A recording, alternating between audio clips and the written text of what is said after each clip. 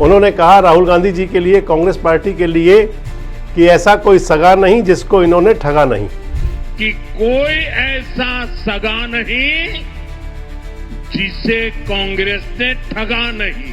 तो उत्तर प्रदेश में संभावनाएं भी क्षीण हुई नहीं है। लगता है उत्तर प्रदेश में अलायंस हो भी सकता है, लेकिन आप याद रखो मैं क्या कह रहा हूं। नरेंद्र मोदी को, अमित शाह को कांग्रेस पार्टी हराएगी, बीजेपी को कांग्रेस पार्टी हराएगी। राहुल गांधी ने ये नहीं कहा कि INDIA हराएगा, इंडिया अलायंस हराएगा, ये नहीं कहा। कांग्रेस कहा सीधे।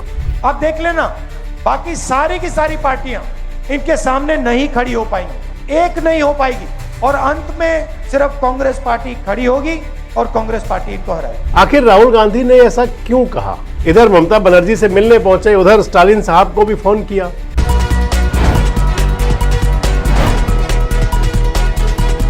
दोस्तों नमस्कार, मैं संजय मग्गू और मौजूद है देश रोजाना के डिजिटल मीडिया मंच पर। आपसे बात करने चाह रहा हूं कि क्या इंडिया गठबंधन यानी कि इंडिया अलायंस INDIA अभी अप्रासंगिक हो गया है? क्या देश के अंदर इंडिया गठबंधन वाली जो राजनीति शुरू हुई थी, यानी कि विपक्ष को इकट्ठा करने वाली, अब उस सियासत की तरफ कोई ध्यान नहीं देना चाहिए? और क्या आने वाले समय में INDIA अलायंस यानी कि इंडिया अलायंस पूरी तरह खत्म भी हो सकता है?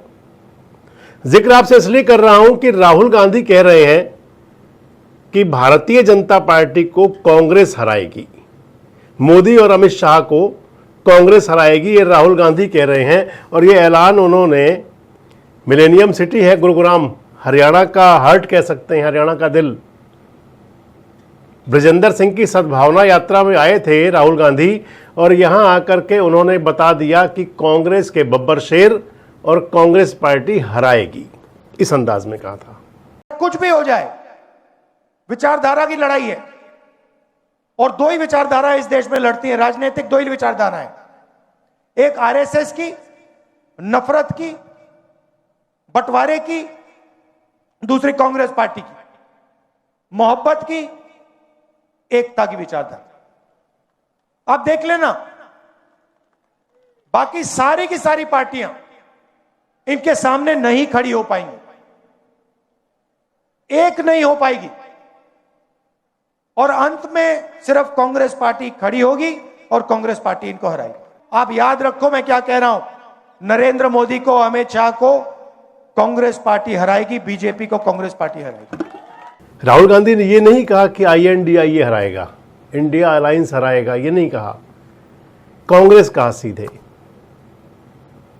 दरअसल अगर आप देखें, 2026 चल रहा है अभी, इससे पहले 2025 का दौर जो चुनाव हुआ अलग अलग विधानसभाओं के अंदर, चाहे वो दिल्ली में हुआ, चाहे वो बिहार में हुआ, अब 2026 में चाहे वो बंगाल की बात कर लें, चाहे असम की बात कर लें, तमिलनाडु की बात हो, 2027 में फिर चुनाव आ रहा है।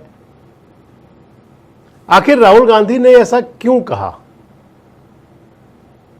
क्योंकि इंडिया अलायंस की जो रूपरेखा थी, INDIA नाम भी कहते हैं कि उस समय जब नीतीश बाबू इनके मुखिया थे, जब इंडिया अलायंस बन रहा था 2024 के लोकसभा चुनाव से पहले, तो उस समय इसकी रूपरेखा रचने वाले राहुल गांधी ही तो थे, मुख्य तौर पर राहुल गांधी थे। INDIA सोच भी राहुल गांधी की बताई जाती है कि राहुल गांधी ने कहा था कि ये नाम ठीक रहेगा, अगर हमने ये नाम रख दिया तो फिर इंडिया हारेगा नहीं, ये बात भी कही थी। लेकिन उस समय जो चलता रहा, सब कुछ राज्यों के अंदर मिलकर चुनाव लड़े थे। गठन के समय ही परिस्थिति ऐसी बन गई थी कि कल क्या होगा पता चल चुका था।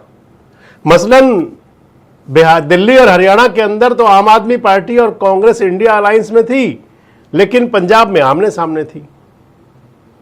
पश्चिम बंगाल में आमने सामने थी। ममता बनर्जी ने कहा इंडिया अलायंस से हमारा कांग्रेस से कोई मतलब ही नहीं है, कांग्रेस के साथ नहीं मिले थे वो।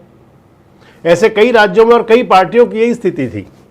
अगर कहें तो इंडिया अलायंस जो है रह गया था मात्र लालू प्रसाद यादव की पार्टी आरजेडी और अखिलेश यादव की पार्टी समाजवादी पार्टी के साथ मिलकर। लेकिन अब जो स्थितियां हैं वो कैसी होंगी वो आपसे बात कर रहा हूं।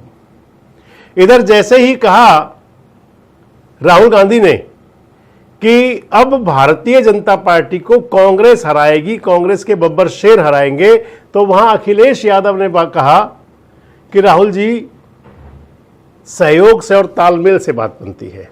इशारा किया, सीधे सीधे कहीं उनका बयान नहीं आया।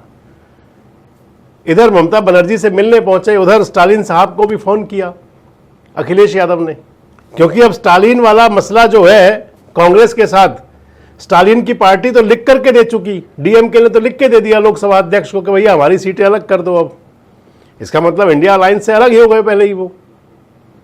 अब राहुल गांधी ने अगर कहा था तो राहुल गांधी की बात के आप मायने समझ लीजिए कि आखिर ये इंडिया अलायंस था कहां। अभी हाल ही में पश्चिम बंगाल में चुनाव हुआ तो चुनाव के अंदर राहुल गांधी की पार्टी कांग्रेस पार्टी अलग चुनाव मैदान में थी और राहुल जी ने जा करके कहा था पश्चिम बंगाल में कि भारतीय जनता पार्टी को टेक ओवर जो दिया है या दे रही है वो ममता बनर्जी दे रही हैं। अगर देखें तो राहुल भी यहां पर ठीक ही थे, क्योंकि कभी ममता बनर्जी ने राहुल गांधी का साथ तो दिया नहीं, ऐसा कोई मौका आया ही नहीं। चाहे लोकसभा की सदस्यता जा रही हो राहुल गांधी की, लेकिन ममता जी ने तो कभी नहीं कहा था कि ये ठीक नहीं हो रहा। इतना जरूर है कि जब चुनाव हारने के बाद भी राहुल गांधी ने सांत्वना जरूर दी और इधर ममता दीदी ने कहा लेकिन अब मायने बदलेंगे उसके। आप दिल्ली की बात कर लें, दिल्ली के अंदर अरविंद केजरीवाल की पार्टी तो पूरी तरह से जैसे उनको कांग्रेस विरोधी मुख्य हुआ करता है, तो आखिर एक तरफा प्रेम जो होता है ये लंबा तो चलता नहीं। अगला राज्य आप मान लें उत्तर प्रदेश है, या आप पहले बिहार की बात कर लें। बिहार के अंदर चुनाव हुआ था विधानसभा का, आरजेडी और कांग्रेस पार्टी ने मिलकर के चुनाव लड़ा। सीटों के बंटवारे को लेकर के तमाम बवंडर था। कांग्रेस पार्टी हालांकि बड़ी पार्टी है, लेकिन आरजेडी उनको सीट देने को तैयार नहीं थी। स्थितियां जो बनी चुनाव के बाद में, कांग्रेस की स्थिति क्या हुई वो बात छोड़ दीजिए, आरजेडी की स्थिति ऐसी बन गई कि एक सीट कम होती तो नेता विपक्ष भी ना बन पाते तेजस्वी यादव। अब इसको में किसका नुकसान और किसका फायदा, किसकी वजह से वोट कटे, ये बात की चर्चा समझ लीजिए आप। लेकिन ये जो गठबंधन रहे कहीं पर भी, मान लीजिए बिहार का भी गठबंधन था, तो आखिर वो कैसा गठबंधन था। उत्तर प्रदेश के अंदर भी अब जब अलायंस होना है, क्योंकि अब सब कुछ नजर आने लगा है, अखिलेश बाबू को सोचना होगा कि अगर कहीं चलना है तो कदम ताल साथ ही करनी पड़ेगी। पश्चिम बंगाल ने देश की राजनीति के लिए बड़ा संदेश दे दिया है और इधर इसीलिए ही राहुल गांधी सीधे कहना शुरू हो गए हैं कि अब कांग्रेस पार्टी जो है, कांग्रेस पार्टी ही हराएगी अमित शाह को, नरेंद्र मोदी को, भारतीय जनता पार्टी को। हालांकि इस सब को लेकर के बीजेपी दमादम है। आज कर्नाटक में प्रधानमंत्री नरेंद्र मोदी थे, उन्होंने कहा राहुल गांधी जी के लिए, कांग्रेस पार्टी के लिए कि ऐसा कोई सगा नहीं जिसको इन्होंने ठगा नहीं। 25 साल से डीएम के साथ थी, 10 साल मिलकर के सरकार चलाई और फिर साइड कर दिया।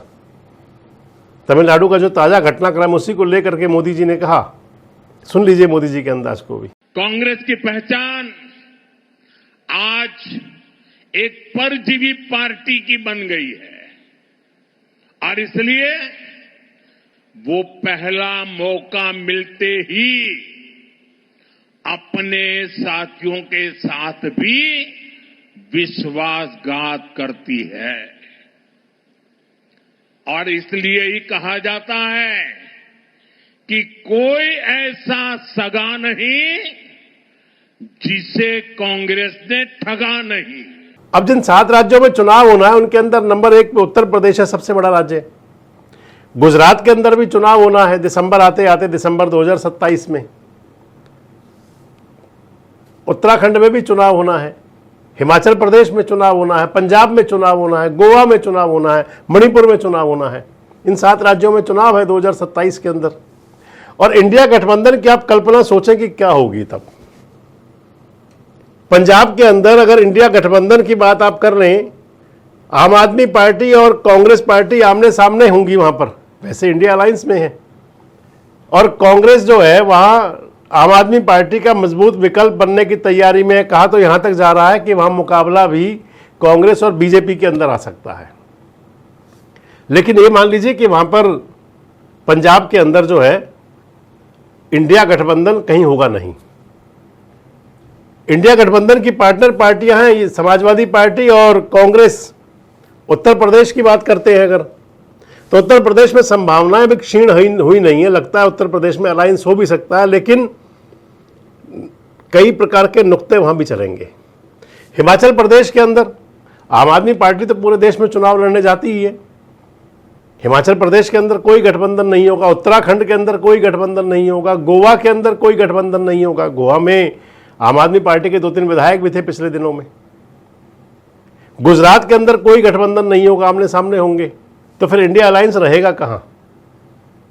इंडिया अलायंस की तो कल्पना भी अब आप समझें तो बेमानी बन जाती है फिर उसके बाद में। आखिर राहुल गांधी का जो संदेश है ये किस वजह से है?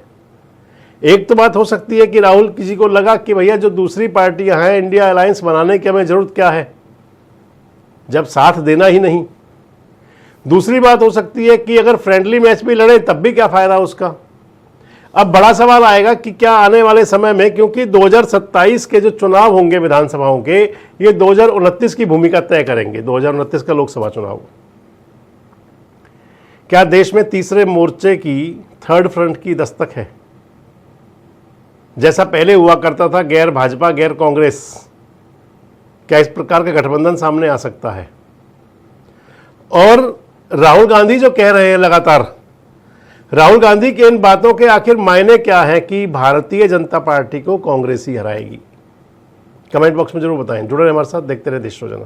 सब्सक्राइब करें देश रोजाना के YouTube चैनल को और नई वीडियो की नोटिफिकेशन पाने के लिए बेल आइकन जरूर दबाएं। अगर आप ये वीडियो Facebook या Instagram पर देख रहे हैं तो पेज को लाइक और फॉलो जरूर करें और ज्यादा से ज्यादा शेयर करें।